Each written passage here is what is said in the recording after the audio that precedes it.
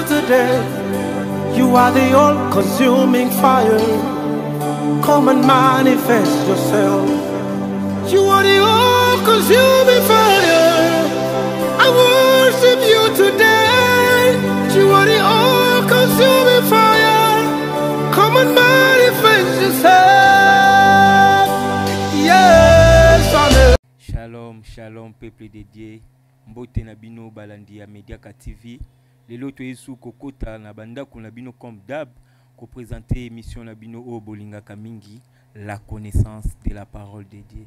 Et kamba mina mwana na bino, leki na bino, yaya na bino, Marcos Akwaso. Sans oublier ba vrai na biso obo mesana kotala ko commenter. Wana to moni na merveille ma choix mi la référence please.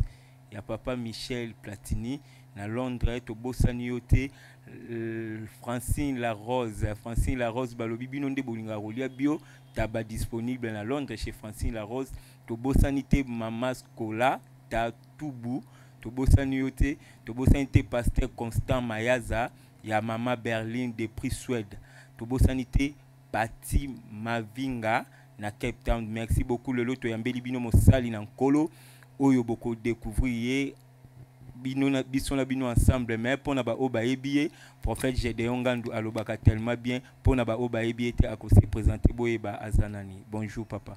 Bonjour papa Marcos. O se présenter na ba oba ebié te. Aza ko se présenter na kombo ya prophète Gédéon Ngandu. Tokambi église montant de transfiguration Onzambe achebiso logo la ba numéro 1 pour diriger peuple ni na kana. Merci beaucoup, je crois.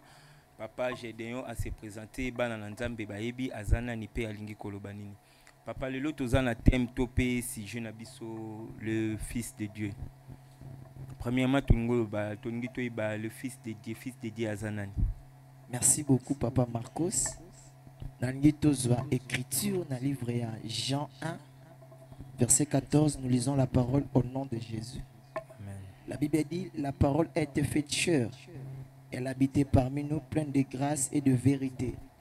Nous avons contemplé sa gloire, une gloire comme celle du Fils unique venu du Père. Tu peux expliquer le roman quoi? Le Fils de Dieu, le Fils veut dire l'unique. Parce que la Bible dit, c'est le Fils unique qui a transporté la gloire de Dieu chez le peuple. C'est que Fils a raté n'a pas adversaire. Fils a héritage à père. Parce que nous avons le co-héritier du Christ et le Fils du Christ. C'est que co-héritier, baza bateau wapi, baza co-héritier oignon so batata na bango bazanango. Je peux dire le Fils unique c'est Isaac. Parce que la Bible dit Isaac est devenu plus riche plus que son père. Et loco esali Isaac a comme source pourquoi? Parce que son père aussi a une source. Loco la aza fils unique, yango il faut hériter au-delà même ya tata na.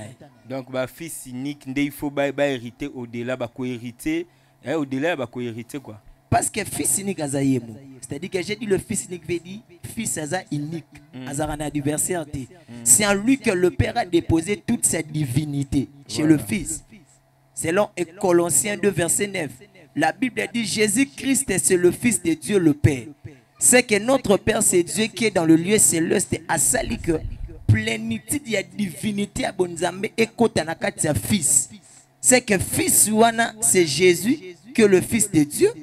Mais Fils de Dieu a sala travail au tata na ya sala qui déjà avant ya botan. C'est que fils interprétera la vision mais fils abandonnera la vision parce que maître la vision. Donc fils azolandaka aussi papa sala. Oui. Papa lelo to soki babi to ki fils de Dieu to ka pe fils de l'homme. OK. Fils de l'homme azanani fils de Dieu azanani. Merci pour la question. Différence entre fils de Dieu et fils de l'homme. Vous savez d'abord tant aux ba fils de l'homme, l'homme d'abord c'est être humain. C'est que l'homme est un autre. Mais Dieu est esprit. C'est que le Fils de Dieu, ce sont des esprits parce que la Bible dit Dieu est esprit. Mais le Fils de l'homme, d'abord, nous voyons que le corps est comme ça, mais l'esprit ne fait pas des erreurs.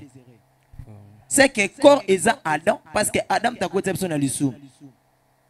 Mais le Fils de Dieu est Isaac. Parce que Isaac a commis sa biso na terre promise, a maté biso na montagne à mourir. Mais les soum locaux les qui a dans un corps. Il y a un oiseau sous kananzela bazo bengani na kata jardin dedans. C'est ça le corps. Corps écoute sera mouton erreur, mais esprit écoute sera mouton éternité. C'est que le Fils de Dieu, ce sont des esprits. Mais le Fils de l'homme, a d'abord corps. Il y a encore remarqué lorsque dans le livre, il y a Ézéchiel 37. La Bible dit la main de l'Éternel fit transporter Ézéchiel là où les ossements étaient. Jésus a dit, Fils de l'homme, ces os pourront-ils revivre? Yoka question, il y a Moutou Aza, Fils de l'homme, alors toi-même tu le sais.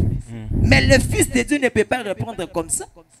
Fils de Dieu, on le va directement, je l'accepte et je vais le faire facilement. En réfléchir, mais c'est que Ézéchiel a d'abord jamais mis obéissance. Fils de Dieu a selon l'esprit et en banque l'autorité. Et on a remarqué fils de l'homme Esa Saoul, mais fils de Dieu c'est David. Parce que David a bangaté à Goliath, mais Saoul a bangaté à Goliath. Parce que à chaque fois, et pas Saoul et Bandego, mais Bandego zongana makila, mais devant Goliath, et puis bangaté Robim. Mais David a bima telle dimension âge, c'est ça fils de l'homme. Le fils de l'homme affronte à gagnon, mais le fils de Dieu plutôt affronte à tout. Mais le fils de l'homme a la paix. Vraiment. Vraiment, de comprendre très bien, papa, le fils de l'homme, bazan à moi, père, maman Josiane Makoudika. Moi, Robanga, et ça, papa Guy, qui a la balobi, fils de l'homme, moi, père, mais fils de Dieu, bah, affronta Kamakambo. En tout cas, papa, le lot, aux penza na émission, où il y a louange, adoration. On a penza balobi, nzentele, émission, il y a adoration, puis louange. Bah, c'est Déborah Mazoua, bah, c'est elle dit, bah, c'est mobilisé. Balobi lelo eza ya bango toyoka mwa muketo kumisa nkolo balobi abongisa mi pe na louange na masanjoli.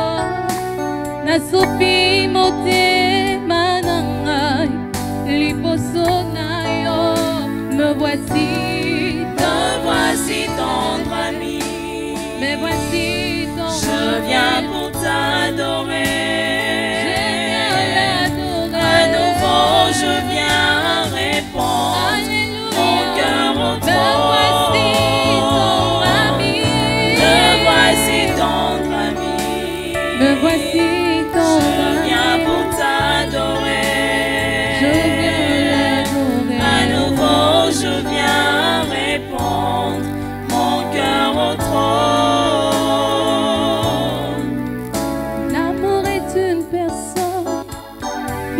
quitté le ciel pour la terre des hommes. L'amour est une personne qui m'a appris à l'aimer plus que moi-même. L'amour est une personne qui s'est sacrifiée tout en étant sacrificateur. Oh, je t'aime, tu le sais. Je te porte dans mon cœur. Et mon cœur brille d'amour pour toi. Tu es mon yaya. Oh oui, je t'aime. Je t'aime, tu le sais. Oh oui, tu le sais bien. Je te porte dans mon cœur. Et mon cœur brille d'amour. Et mon cœur brille d'amour pour toi. Tu es mon yaya. Je t'aime. Je t'aime, tu le sais. Tu le sais bien. Je te porte dans mon cœur. Et mon cœur brillant d'amour. Et mon cœur brillant d'amour pour toi. Tu es mon yaya. Oh yebina lingaka yo Yesu. Nalona yo na motema na ngai. Motema epeli moto mpona yo oza bolingo na ngai. Oh oui, je t'aime. Je t'aime, tu le sais. Oh, tu le sais bien. Je te porte dans mon cœur. Et mon cœur brillant d'amour. Et mon cœur brillant d'amour pour toi. Tu es mon yaya. Je t'aime. Je t'aime, tu le sais. Tu le sais bien. Je te porte dans mon cœur. Et mon cœur brillant d'amour pour toi. Tu es mon yaya. Nalingaka yo Yesu. Nalingaka yo Yesu. Bolingwa motema Yesu. Bolingwa motema. Yahweh, je t'aime. Je t'aime, tu le sais. Tu le sais Je bien. te porte dans mon cœur. Et mon cœur brillant d'amour. Et mon cœur brillant d'amour pour toi. Tu es mon yaya.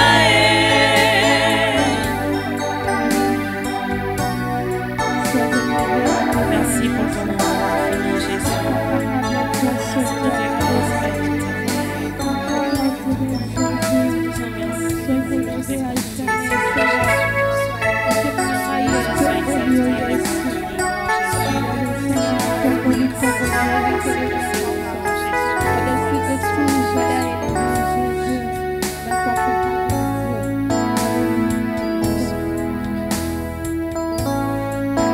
Esina koma yayo, yayo yayo esina koma yayo, yayo pona libela. Esina koma yayo, yayo yayo esina koma yayo. Yayo pona libela na koma yayo. Esina koma yayo. Yayo Yayo yayo. Esina koma yayo. Yayo Gaina koma yayo. Esina koma yayo. Yayo yayo. Esina koma yayo. Yayo ya libela. Zalaka bene nanga, nanga zalaka bene nanga, nanga pona libela. Zalaka bene nanga, nanga zalaka bene nanga, nanga pona libela na koma yayo. Esina koma yayo.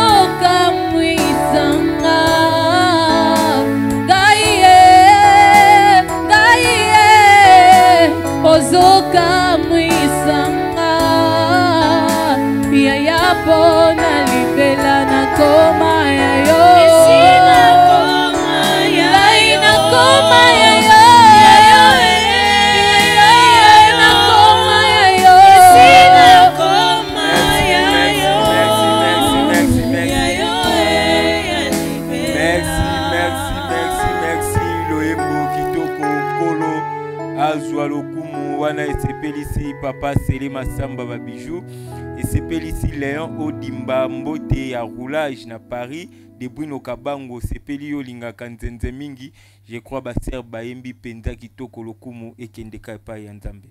Papa Gédéon ndenge ni toyeba fils de Dieu parce que le fils de Dieu azo se manifester en esprit. Le lot tokoyeba fils de Dieu ni na comportement na ye façon d'être na ye ne lobeli na ye ou comment? Nzamba pambolo pour la question. Bible zoloba dans le livre à 1 Jean 14 verset 12 qu'à tous ceux qui l'ont reçu l'Éternel Jésus leur a donné le pouvoir de devenir enfant de Dieu. Quiconque croit à lui ne périsse point, mais qu'il ait la vie éternelle. Tozoye ba fils de Dieu. D'abord, Moutou a reflété image à Christ. Parce que celui qui a Jésus, Dieu est esprit. Le col à Dieu a esprit. Ce qui a dit Christ veut dire qu'il a commis esprit n'a commis mon anza. C'est-à-dire pour na Moutou comme un fils de Dieu, il faut Moutou d'abord avoir la sémence ya Père. La sémence du Père c'est le Saint-Esprit. C'est que celui qui a le Saint-Esprit peut être appelé fils de Dieu. Et celui qui reflète aussi l'image de Jésus peut être appelé aussi fils de Dieu. Parce que Dieu a créé l'homme à son image et à sa ressemblance. Pourquoi Dieu a créé l'homme? Christ a sali moutou parce que l'obit, vous ferez plus que moi. C'est-à-dire que quand Dieu dit que vous ferez, il y a un temps que Christ fa vanda, ba fils basalani, basala au-delà naïe. C'est quand Dieu dit que vous ferez plus que moi, veut dire que alingi bateau baroya barosala plus que ezala non bateau barosala terre à terre. Mais ezala plus bateau baroloba. Na part naïe, bateau bako refléter image naïe. D'abord, tozoye ba fils de Dieu na sémence ya père. C'est que celui qui a la sémence du père peut être appelé fils de Dieu. Okay. Mais celui qui n'a pas la sémence du père ne peut pas être appelé fils de Dieu. Parce que le fils de Dieu est bateau baza créé na image pe na ressemblance yanda. Donc, si on comprend bien, Moutoyo Aza, Wakobenga ma fils de Dieu. A to pona papa spirituel na yeso qui azana au père spirituel na zana ngonde akobenga fils de Dieu to père ozo beta lisoleza ka ya tata Nzambe na Jésus-Christ. Nous avons le père spirituel et le père biologique.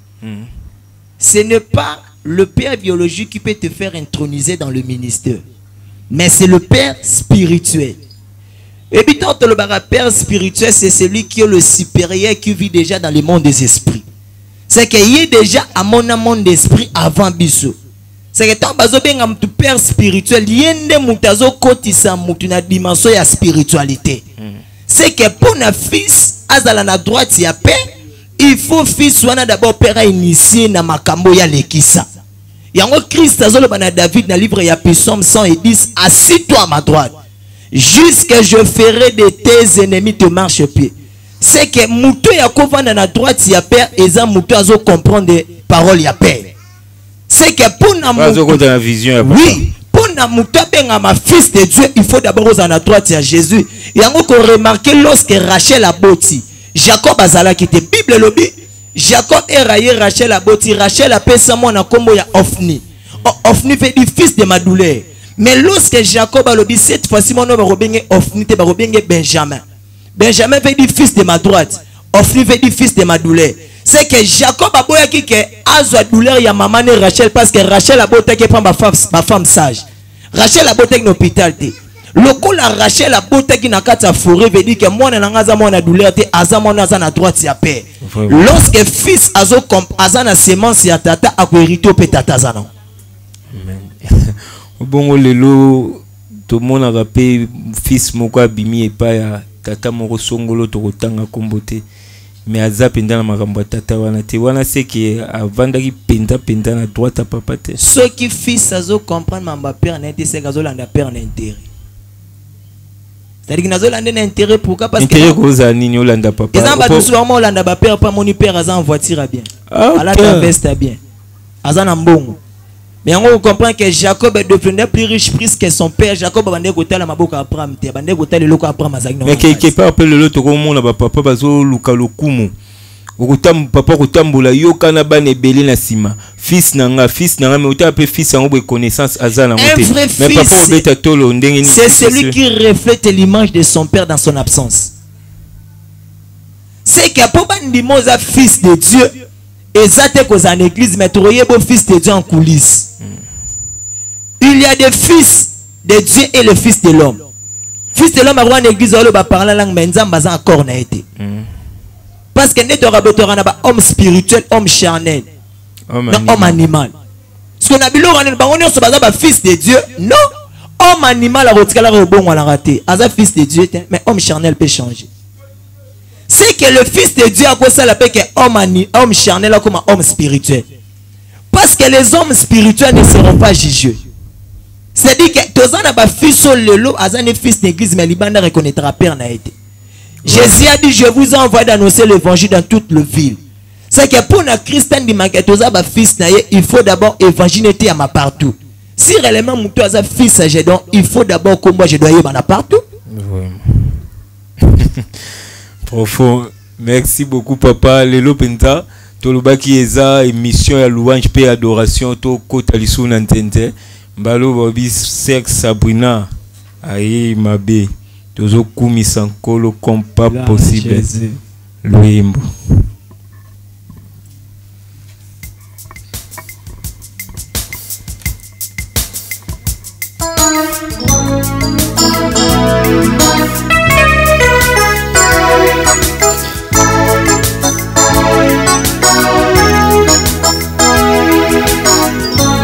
Uzali samina yo nazwi esengo nabungisa utakala. Nabozali samina yo nazwi kimia nazanga kana mokili. Belaka koyanola pe kolatisanga mabomba mina yo batio. Nyonso mpona zakati na yo. Na lisolo ya biso mibale obombelaka ngai eloko te o. Nyonso zuwa na tata olakisa ngai moto tokoma baninga. Ondetolama moninga na yo. Nyonso mpona zakati na yo. Opesanga kombo ya sika yawe. Opesanga kombo ya sika mosantu kati na yo. Yawe na yo nde nasimbami mpona seko. Yesu na ngai koma esika bopemi na nga. Maloba na bomoye nyonso mpona zakati na yo. Yaya opesanga kombo ya sika yawe. Opesanga kombo ya sika mosantu kati na yo papa na nga. Na yo nde nasimbami mpona seko. Zamba sika yawe. Sika bopemi na nga. Lende maloba na bomo nyonso mpona zakati na yo. Yawe pesanga kombo sika yawe. Pesanga kombo ya sika mosantu kati na yo. Yonde nasimbami mpona seko. Yesu zamba motema na ngai. Sika bopemi na nga. Yawe nyonso mpona zakati na yo. Ayo makasi na nga. Yo makasi na nga. Yo makasi nanga. Yo makasi nanga. Yawe, Yawe, Yawe, Yawe, oh ngai na yembeli yo. Ngai na yembeli yo.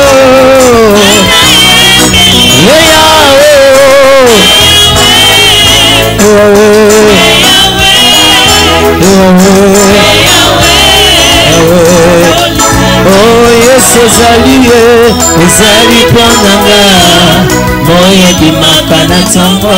Yawe ezali ponanga eyano na mikaka tana.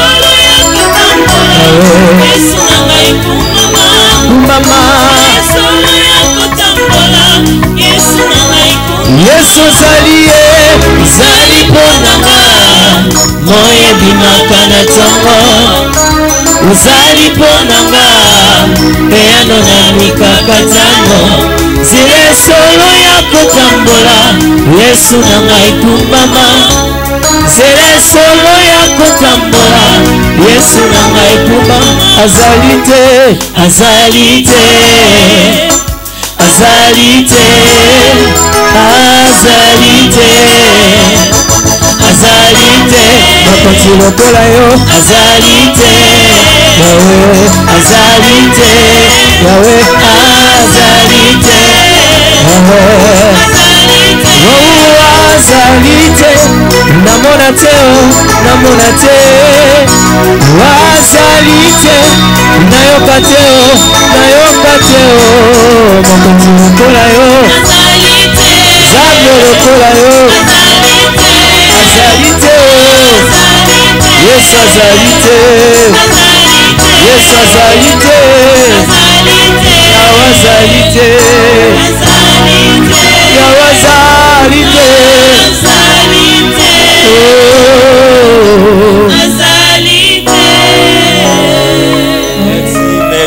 Merci. Loyembo kitoko kolo azwa lokumu yende azako siéger na louange na masanjoli. Papa, na Bible tomoni tozana ba fils na ba enfant. Est-ce que vous pouvez expliquer biso enfant azanani, fils azanani? Merci. Nzamba pambola yo. Amen. Bible zoloba na livre ya Ésaïe 9 verset 6. La Bible dit un enfant nous est né, mais un fils nous est donné. D'abord, la Bible tombe à enfant, un enfant est immature. C'est que muto a la capacité de gérer ma ramboute. Mais fils est a la maturité. C'est que jamais ba copé sa responsabilité par enfant. Moi na muke so pese $500 oye ba déjà $500 go bois kango. Vraiment. Mais ce copé si fils $500. C'est que enfant va sacrifier à été sacrifice si en fait à la créer.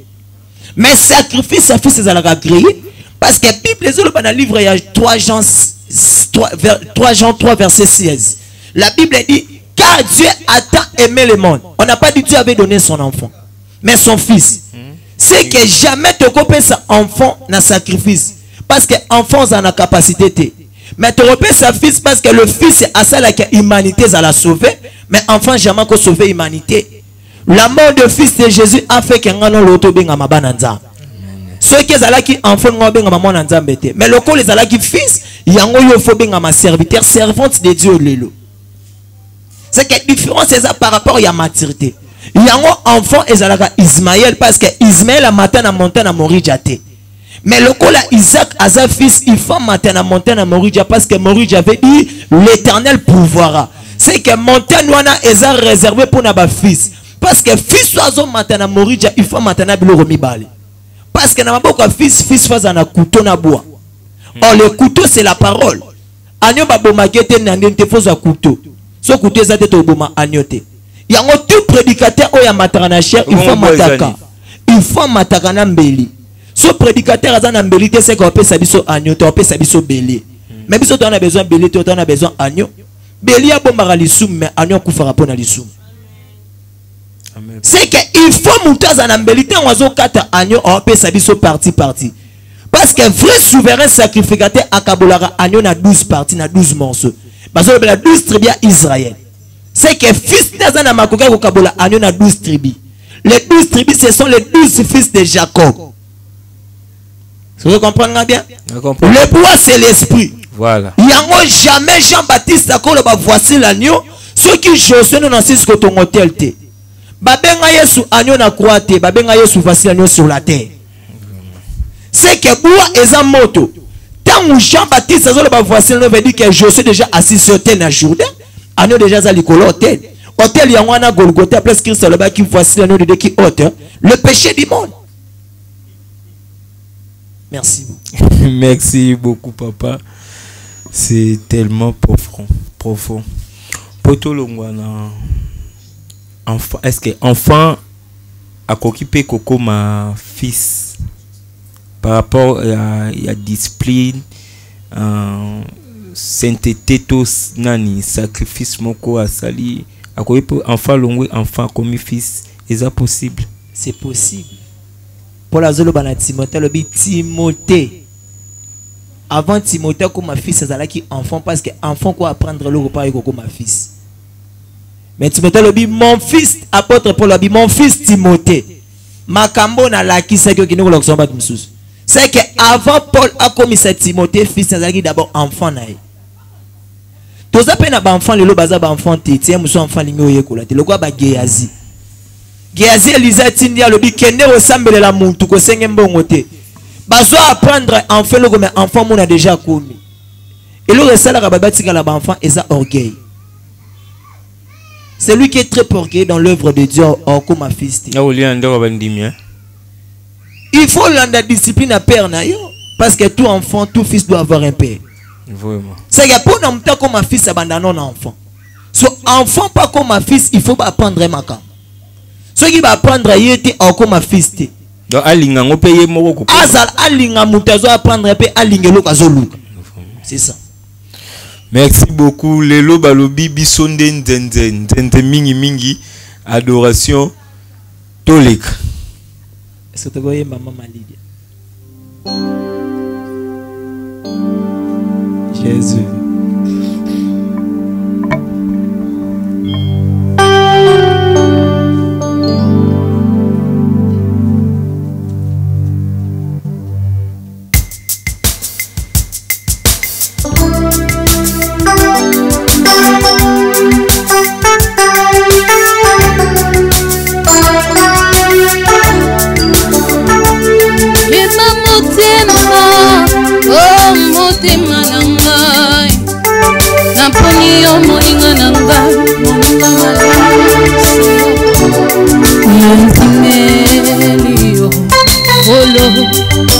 Lokola kolope mobekisi Nanzini kosala mosala nakoma mungu nayo Simbanga Zambe ngai moko nakokoka te Motema eponiseo Nisekwa ya baye bakufa Bandimi kozala nayo Moninga na ngai ya sika Motu ya ngai siyo Nakoma moto monene Namipesi mobimba na ngai Nayebi okobwaka ngai te yo Nzela nazali kokende etonisami na mabako mingi Ya Yesu na ngai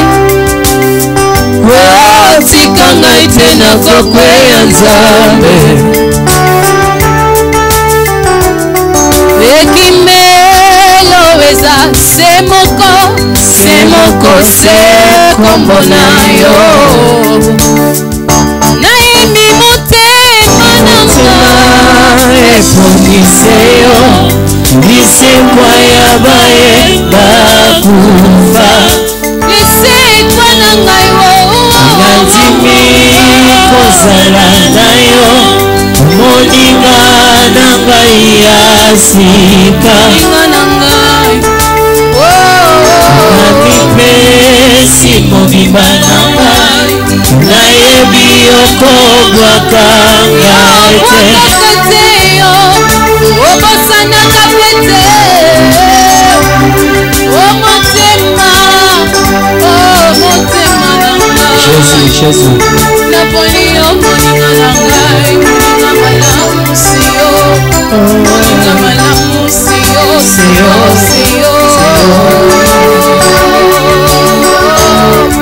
Siyo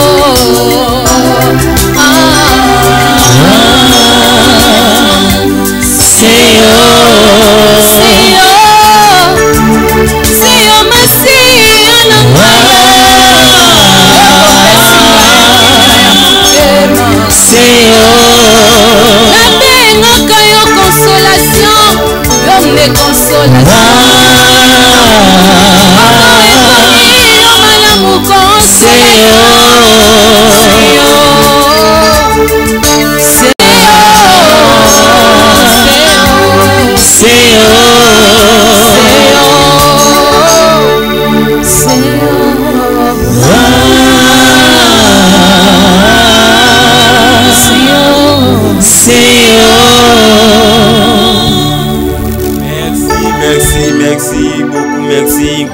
bazwa lokumu na loyembo kitoko Deborah Mazwa Nzambe apambola yo na loyembo kitoko papa. Est-ce que ça fils pe na désobéissance to etamboli mabe to koyoka pe père spirituel te akoyiko comme enfant? Profond. Nous avons le Fils de Dieu et le Fils par les noms. Au cause de la Fils, il y a d'adi, j'ai donné non Fils Nzambe. C'est-à-dire quoi par là? Pour Moutou, à comme un fils. Et ça d'abord, il faut spirituellement aux à la Fils avant physiquement aux à la Fils. C'est-à-dire? C'est-à-dire quoi? La Bible dit dans le livre de Jean et de Romains 1 verset 8. La gloire de Dieu va venir avec le Fils de Dieu. C'est-à-dire, nous avons la gloire du première maison et la gloire du second maison. Ce que pour un fils à transporter gloire à Yanango, il faut d'abord père na yacha gloire wana na maboko na. Jamais le fils ne peut faire en dehors de son père. Fils il fait ça la oyo tata na yazo luka. Mais pour toi yebayoza fils c'est d'abord le balangité, mais c'est d'abord la sainteté. Celui qui est fils de Dieu ou fils de l'homme de Dieu doit respecter la voix de son père. C'est que Moutou a la fils. Tu bon à parler langue, mais tu bon à soumission na yo, na crainte na yo, na comportement na yo, na lobel na yo. Il y a des chrétiens qui na katsa ndoko nzambe na ndoko na bango za chrétien te. Ba ye ba vrai chrétien na cherté, mais on reconnaît vrai chrétien en coulisses nazo bandela. Non liboso na biso, mais faut à la yo moko de va tentation de royer ba ko za vrai chrétien. C'est que pour toi une dimosa fils de Dieu. Le Fils de Dieu aussi peut trébucher, à détourner dans Vanzam. Ribazagi fils à Jacob, mais lorsqu'à Matina Beto a tatana longue fils à Jacob comme fils à malédiction. Merci beaucoup papa. Tokomi penza presque na suka émission na biso. Papa soki moi message moko ya pezali par rapport ya bande ko na biso baza victime na corona dans le monde entier.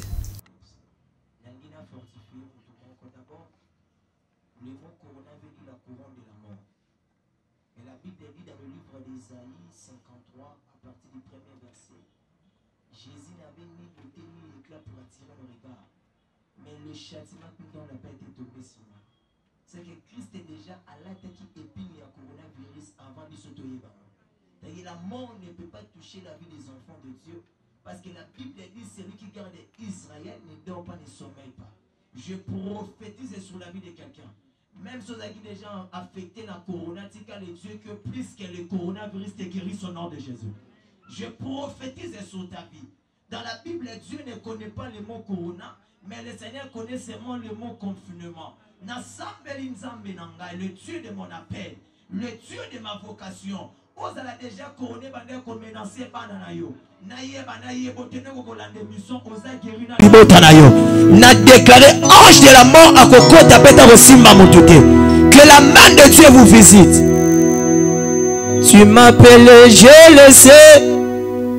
Likabo ezopela katinanga. Na mituni ponani ezoumela yakolobe zebele. Si réellement tu es appelé, je prie que le Dieu de ton appel à cela que restauration et côte avant j'ai essayé la vie de la combat Jésus. Que la main de Dieu est se répandre dans bolamou na moi oyo. Lokola nzamba loba keza moi repos pour na bana de montant de transfiguration. Yopé na cotition na saison repos au nom de Jésus.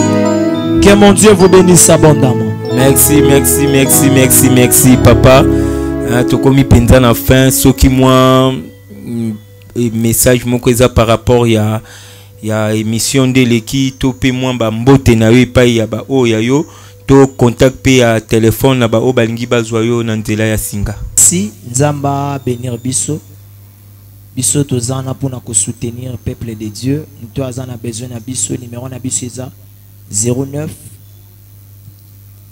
70 23 88 74 09 70 23 88 74 Si on a besoin de soutenir, on a prié, on est là pour nous soutenir. En plus, je salue mon père spirituel et prophète Héritier Nzita.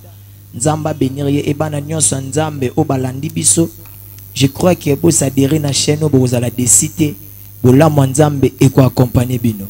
Que mon Dieu vous bénisse. Merci, merci, merci. Wana maloba papa, j'ai donné à Bibo s'abonner massivement pour vous décider à la connaissance de la parole de Dieu. Biso to banda kababi qui commence bien qui finit bien.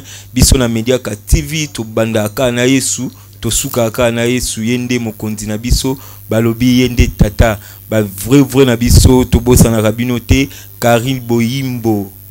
Karine Boyimbo Tobe ya papa Hervé Tobe na Paris to bosani yote na bosanité mama Gina mama Gina télé ya papa Willy Museteke to bosani yote na bosanité gloire les boss les padres les jeunes millionnaires mutunzambe ya pamboli na bomwana Londres eyebi na bosanité Josiane Makundika ya papa Gikiala yo zanga kate sans oublier Maman Lolo Samba Yangani ya prophète Gédéon Abou Pianaye. Merci beaucoup. À la prochaine.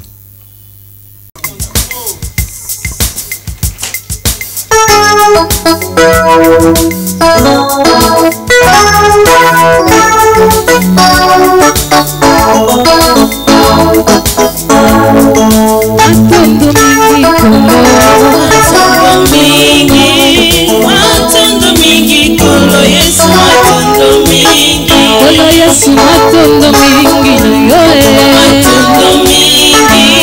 matondo mingi kolo Yesu matondo mingi na mingi na loba merci na Nzambe na motema na ngai mobimba na bomoto na ngai nyonso Yesu pe na makasi na ngai nyonso Nzambe okolimbisa masumu nyonso okotonisa bomoi na ngai esengo nakozongisa lisusu matondi epai na yo kombo na Yesu Kolo yozwa lokumu Kolo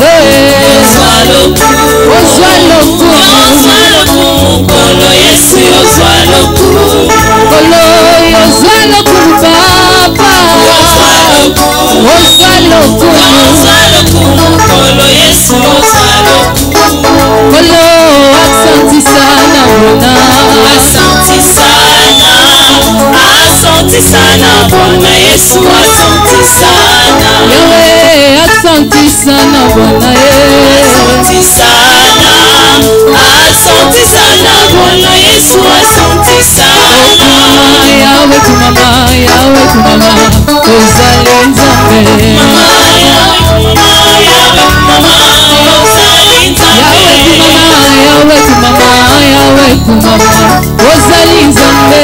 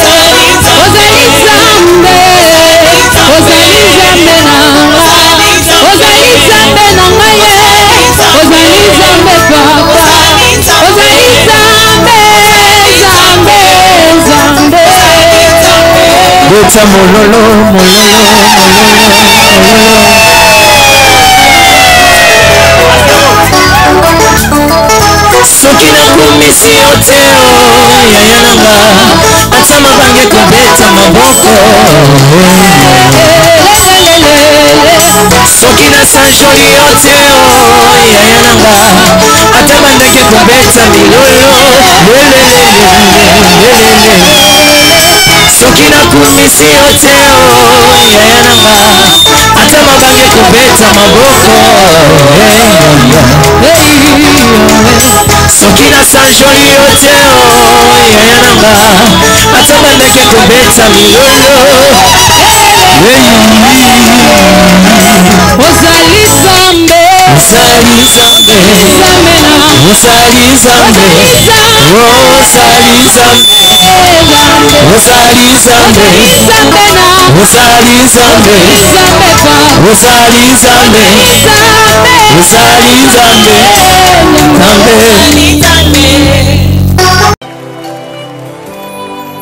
You're the all-consuming fire. I worship you today. You are the all-consuming fire. Come and manifest yourself. You are the all-consuming